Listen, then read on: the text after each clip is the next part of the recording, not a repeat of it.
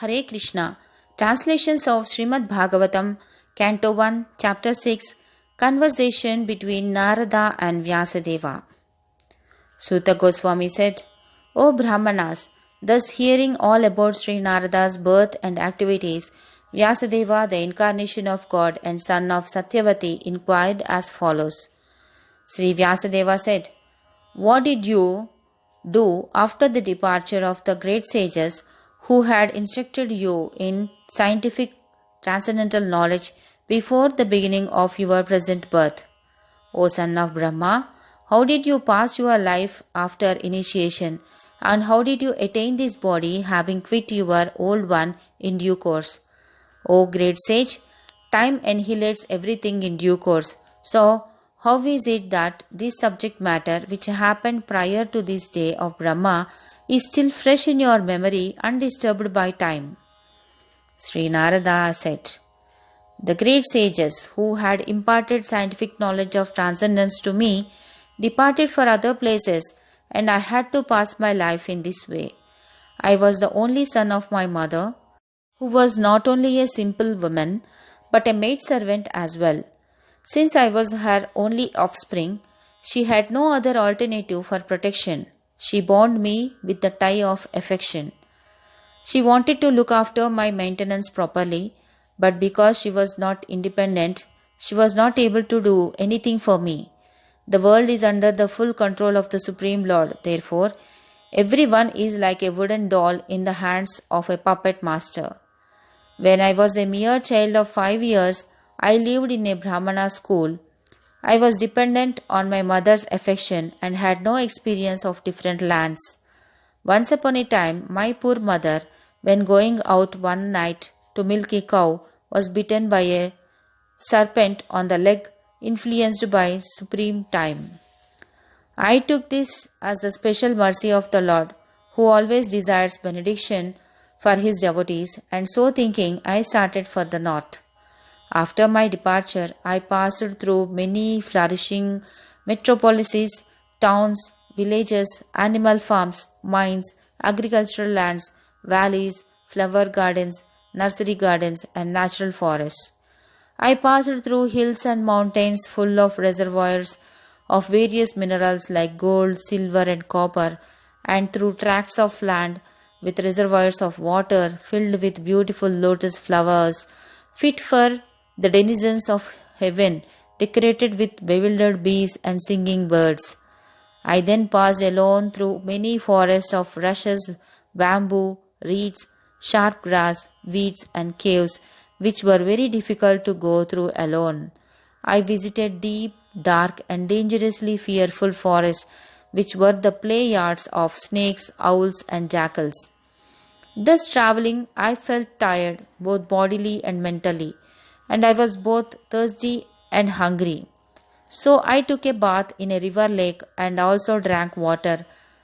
By contacting water, I got relief from my exhaustion. After that, under the shadow of a banyan tree in an uninhabited forest, I began to meditate upon the super soul situated within, using my intelligence as I had learned from liberated souls.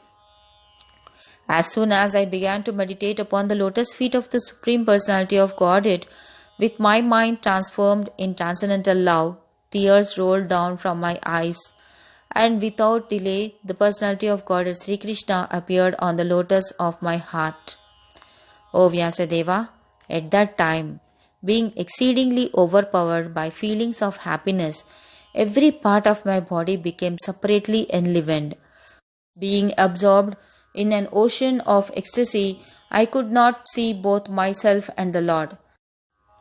The transcendental form of the Lord, as it is, satisfies the mind's desire and at once erases all mental incongruities. Upon losing that form, I suddenly got up, being perturbed, as is usual when one loses that which is desirable. I desired to see again the transcendental form of the Lord, but despite my attempts to concentrate upon the heart with eagerness to view the form again, I could not see him any more, and thus dissatisfied, I was very much aggrieved. Seeing my attempts in that lonely place the personality of Godhead, who is transcendental to all mundane description, spoke to me with gravity and pleasing words just to mitigate my grief. The Supreme Personality of Godhead spoke, O Narada, I regret that during this lifetime you will not be able to see me anymore. Those who are incomplete in service and who are not completely free from all material taints can hardly see me.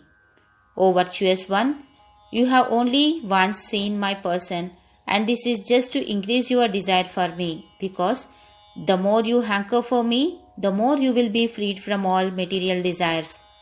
By service of the Absolute Truth, even for a few days, a devotee attains firm and fixed intelligence in me.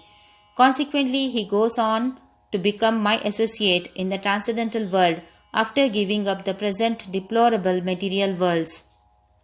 Intelligence engaged in my devotion cannot be thwarted at any time. Even at the time of creation as well as at the time of annihilation, your remembrance will continue by my mercy. Then that supreme authority, personified by sound and unseen by eyes, but most wonderful, stopped speaking. Feeling a sense of gratitude, I offered my obeisances unto him, bowing my head. Thus I began chanting the holy name and fame of the Lord by repeated recitation, ignoring all the formalities of the material world. Such chanting and remembering of the transcendental pastimes of the Lord are benedictory. So doing, I travelled all over the earth, fully satisfied, humble, and unenvious.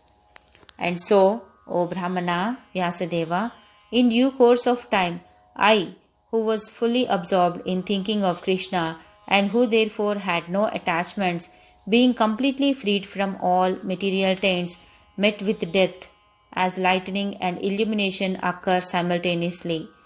Having been awarded a transcendental body befitting an associate of the personality of Godhead, I quit the body made of 5 material elements, and thus all acquired fruitive results of work stopped.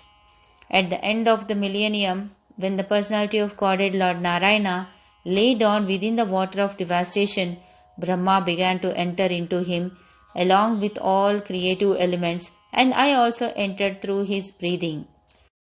After 430 crores of solar years, when Brahma awoke to create again by the will of the Lord, all the rishis like Marichi, Angira, Atri, and so on were created from the transcendental body of the Lord, and I also appeared along with them. Since then, by the grace of the Almighty Vishnu, I travel everywhere without restriction, both in the transcendental world and in the 3 divisions of the material world. This is because I am fixed in unbroken devotional service of the Lord. And thus, I travel constantly singing the transcendental message of the glories of the Lord, vibrating this instrument called Veena, which is charged with transcendental sound and which was given to me by Lord Sri Krishna. The Supreme Lord Sri Krishna, whose glories and activities are pleasing to hear, at once appears on the seat of my heart as if called for, as soon as I began to chant his holy activities.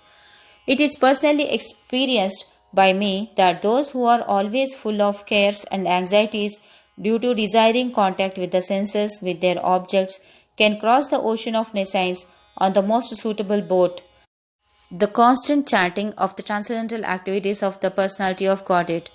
It is true that by practicing restraint of the senses by the yoga system, one can get relief from the disturbances of desire and lust. But this is not sufficient to give satisfaction to the soul, for this satisfaction is derived from devotional service to the personality of Godhead. O Vyasadeva, you are freed from all sins. Thus, I have explained my birth and activities for self-realization, as you asked. All this will be conducive for your personal satisfaction also. Suta Goswami said.